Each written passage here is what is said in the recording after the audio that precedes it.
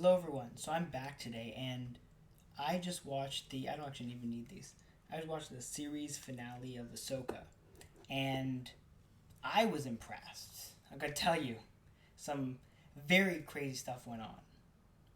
So let's start with the beginning of this episode because I really have a lot of thoughts in my head, and I'm gonna try to get them out in the most orderly way possible. And anyways, as you can see on the screen, subscribe if you're watching on YouTube. If you're listening on podcast apps, then follow us there and follow us on social media at Comic Boys underscore, and you can get all the great stuff we're doing. We're doing some amazing stuff, so make sure you're tuned in for all that. Now back to the show. So I actually changed the book I have behind me because normally it's for last time I did one, it was the first Thrawn book.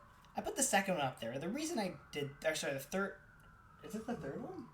Yes, I think it's the third one. The reason I did that, see the second or third one, but the reason I did that was because there was some teases to this book or that book in the season finale. One of those teases was, of course, the fact that that Thrawn knew Anakin, and we know that because, of course, again in that book over there, that's the story of Thrawn and Anakin going on an adventure, and then also Thrawn and Vader going on an adventure. Can the sirens please stop? I'd appreciate that greatly. Um, anyways, the so that was something interesting I thought about this episode was the fact that they are connecting it a little bit to the books. Again, I'm gonna keep pointing to the wrong side, but so also this is very annoying. I'm gonna stop that now. There we go. Okay. So yeah, that was interesting. The other part of the show was obviously we got a little tease toward the father from the Clone Wars being a part of being connected to this new other galaxy with Bale Skull being kind of shown at the end to be standing next to a statue of the father. So there are people who talked, and obviously I went on Star Wars podcast last week and spoke about how I thought that there was going to be something about the origin of the Force going on, and it looks like that's the case. Now, I also made another prediction on there, which wasn't fully accurate, but I'm going to go with the fact that it was accurate because guess what? The Morgan now has the Sword of Talzin, which is close enough to a cameo of Mother Talzin that I'm going to call that a win on my part because I did say that she was going to, I thought she was going to cameo in this episode. And I'll consider that a cameo. We got a lot more again of the Night Sisters. We got a little bit more of that. We know now that the Empire is going to be stationed in Dathomir. Again, is there potential for a Mother Talzin cameo in the movie? Yes. This also sets up the story perfectly to jump into the movie, which now looks like it's really going to be Ezra's movie, considering the fact that Ezra is now the one with the rebellion. I also have to say, I think it's going to be very interesting to see how the geopolitical elements that have kind of been set up in this kind of translate over to the movie. Because obviously there's a lot of tension. Thrawn is back. Ezra can confirm the fact that Thrawn is back. I don't think there's any dispute to the fact, like by people in the galaxy, that Ezra and Thrawn kind of went away at the same time or in the same situation. Obviously, Hera was there and she knows. But it'd be interesting now to see what they say, considering the fact that Thrawn and Ezra are kind of both back, and obviously Ezra can confirm that. It'd also be interesting to see how long it takes them to save Ahsoka and Sabine from the other planet, because of course they are going to be there who knows for how long. And it'll be interesting to see if Shin and Balin are kind of kept their stories alive. Obviously, if they keep Balin's story alive, they're going to have to recast him, unfortunately. But they both have so much more, and it feels like there could be a second season of Ahsoka just of them on the planet, even if it is like a 5-episode series, because there feels like there's so much story there, which I feel like if you're doing a movie, you kind of are going to have to rush just to get them all back together to fight, Thrawn and his empire, or his new empire. But I feel like there is I feel like there should be I know they're calling it the series finale, but it does feel like there's the room for a second season. Maybe they do it in the form of another show, kind of like how they made Rebels the Ahsoka show. I don't know. They haven't announced anything that seems like it made sense for them to kind of continue this. But I would be, because I feel like if you're doing a movie, right, you're going to kind of rush, jump a little bit to, oh, look, we figured it out and we're saving them just because we have 2 hours. We want to tell this whole big story about the new empire. So they can't really spend the time to explore this galaxy, because I think they underexplored it in this show. And again, I would have liked the show to go on for a little bit longer to explore that or do it in another form. The other thing that was interesting was, of course, we got to see some of the best combat I think we've seen in the entire series. The whole series had great combat, but I think this was some of the best. We saw um, Ahsoka, we saw Morgan, we saw um, Sabine, we saw the Death Troopers who looked awesome and who were awesome. We saw the reincarnated troopers. There was a lot of crazy stuff in this. I'm very happy with what we got. Um, I mean, there weren't a whole bunch of surprises. I mean, I saw briefly people getting mad on the internet because Ezra took Kanan's lightsaber, even though I think because he rejected his old lightsaber, people getting mad about the fact that he doesn't want his old lightsaber back. I don't know. I think it makes sense. You know, we've kind of seen lightsabers have natural progressions throughout Star Wars. Um, Obviously, Luke's first lightsaber was Anakin's lightsaber. Like, that was, he was given it by Obi-Wan, Anakin's lightsaber by Obi-Wan. He used it, and then eventually he made his own and it was kind of fine. And obviously, Ezra, I'm pretty sure, started off with Kanan's lightsaber and then made his own. If I'm not misremembering that, I might be. But I think, again, it's like, you see this, characters get other people's lightsabers and they eventually make their own and then they don't use those lightsabers anymore. I didn't realize that was like it's not like a wand in Harry Potter where it's like more of a personality thing, right? Like, it is a tool. It's not really a part of the you don't use it to wield the Force. It just is beneficial if you have a lightsaber and also wield the Force. Also, you can make it easier with the Force. It was also interesting to see the conversation, like, because obviously there was a conversation about, oh, well, I also helped Kanan make his lightsaber, and you got a little bit of that cameo, that reference there. There wasn't that much on story in terms of, like, big picture story in this episode. They didn't really close any of the storylines either. They did leave, like, a lot of the things we were talking about when I was on Star Wars podcast last episode. They didn't really close any of that stuff. They just kind of let it all hang there. The only thing I guess they closed was bringing Ezra back, right? Which, again, the irony that this was an Ahsoka series, yet the entire arc the series was setting up was Ezra's return to the rebellion. And it also made it seem like Ahsoka was, like, cool with that, and it was like, yeah, no, the plan was to get him there.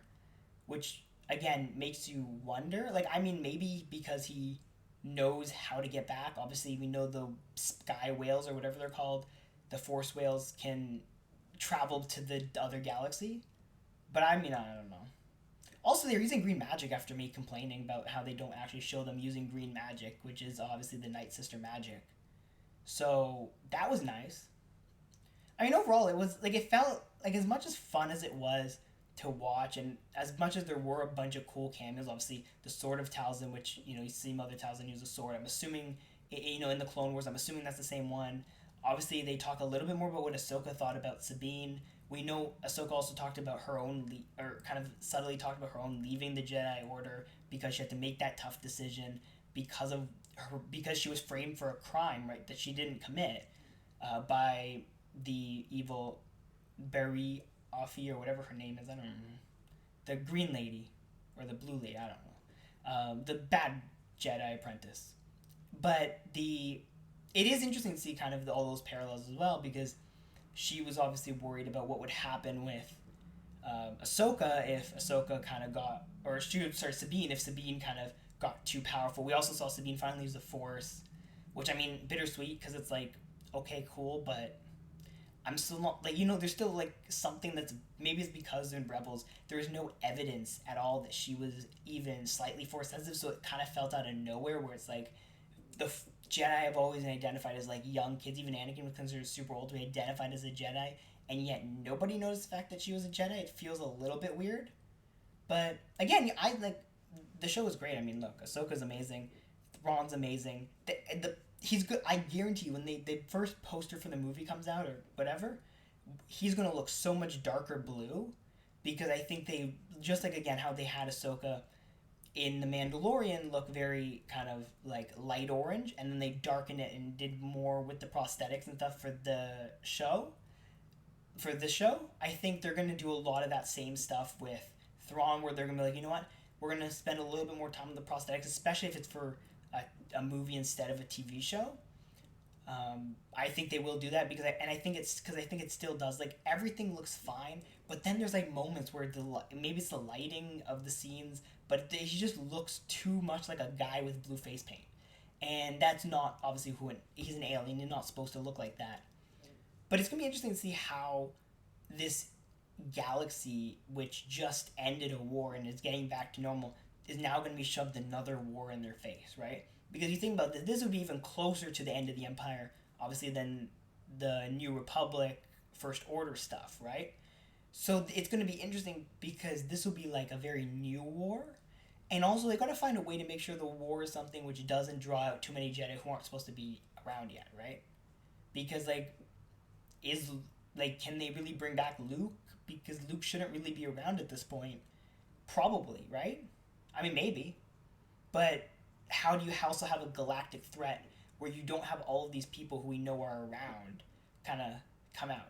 Although, yeah, I don't know how many people are around, I guess. You've got the guy from the game, you've got Luke, and then if Luke has started his Knights of Ren apprentice thing, which I don't think he would have at this point, I guess them, and that's it. So I don't know. It'll be really interesting to see what happens with this show, though, because they've set up some very interesting things for the movie, and I think there's a lot of this is looking forward because again, and obviously Anakin made a nice little cameo at the end as a Force ghost, so that was nice. I'm more interested, to be honest, like, about what's gonna happen. Like, we saw the father, we saw that stuff. What's gonna happen with that going forward, right? Obviously, there was a whole bunch of cool nostalgia moments, but for the most part, like, I do want to see that. And also, I'm curious about if the Emperor has any connection to this, because I still do believe, and I still maintain the theory that there's someone else who's more powerful working above all this. Because as good as Thrawn is, I don't think he could have done this. And I know they said, okay, well, the Night Sisters sent, or the witches sent Morgan a message in her brain, or in her dreams or whatever, but I still don't believe that they could have done that without anyone else's help. But anyways, I mean, I thought the show was great. Especially the fights and music, and it was so filmed so well. It was just a top tier episode. Again, the ending is a little bit weird. We can talk a little bit more about the Force stuff with Sabine, but for the most part, again, it was great, and I do wish it was a few more episodes longer because I think they're going to rush through what could be a really, really interesting thing. So I do hope they explore it, ideally in another season of the show, even if it's, again, you can do a 4-episode season of a show, and just say, look, this is the setup to the movie, a little bit more, not even the setup to the movie, this is literally just about Ahsoka and Sabine. You could do a 2-episode thing if that's all you wanted to do. I just think there's so much there, and we know the other thing is we know the relationship between the father, the sister, and the brother, and from the Clone Wars, and Ahsoka and the Clone Wars. So if there is something else going on here, it would be interesting to see what that is. And also, of course, if Balin, maybe he's connected to the brother, because obviously we know the brother was evil. But there's just so much there, and that was probably one of my favorite Clone Wars story arcs. So I would like to see it kind of come back. But yeah, I mean, the other thing that would be interesting is, I don't know if there is a cave, a crystal cave in this galaxy. But it would be interesting if Sabine ends up crafting her own lightsaber because her and Ahsoka are going to continue to train. So if she ends up crafting her own lightsaber, and we kind of see her come back into the movie, when they have the movie, that she kind of comes back with her own lightsaber. Because I don't know what's in this galaxy. I don't know if there is a crystal cave that she can get her lightsaber crystal from, but that would be fun. Anyways, let me know what you thought of the show and the season finale, especially down below. Don't forget to like, subscribe, comment, share your thoughts, follow us on social media, and I'll see you all next time. Bye.